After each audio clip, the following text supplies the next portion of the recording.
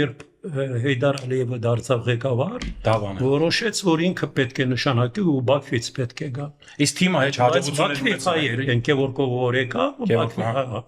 բայց նրա մեջ կար հայկական այդ բանը, հայրենասիրությունը։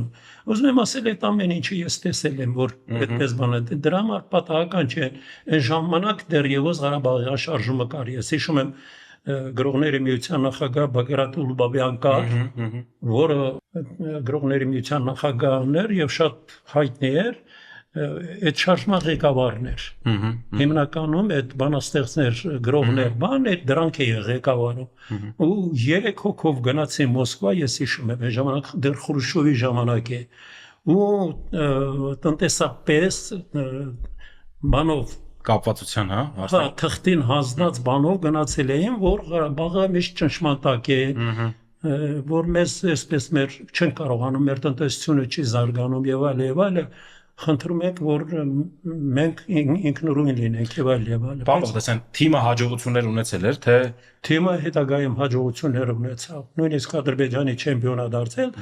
բայց մենք լավ թիմ ունեինք։ Հա, շատ լավ խաղում էին, ես հիշում եմ։ Ուղղակի քիչ ինֆորմացիա հայտնի, թիմի անունը իսկ թիմ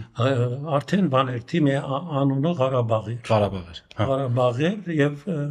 ուզում եմ ասել լավ թիմ էր։ Հա, մրցունակ թիմ չեմպիոն էր դարձել, դե պատկերացրեք մրցավարություն սուբյեկտիվ էր եւ այլն։ Այդ քանի մեջ էլի ինքը բան։ Վերջը ես շատ երկար չգնամ, այնքան հետաքրքիր բաներ կան։ Ուզում եմ ասել, որ թող երիտասարդ սերունդը իմանա, որ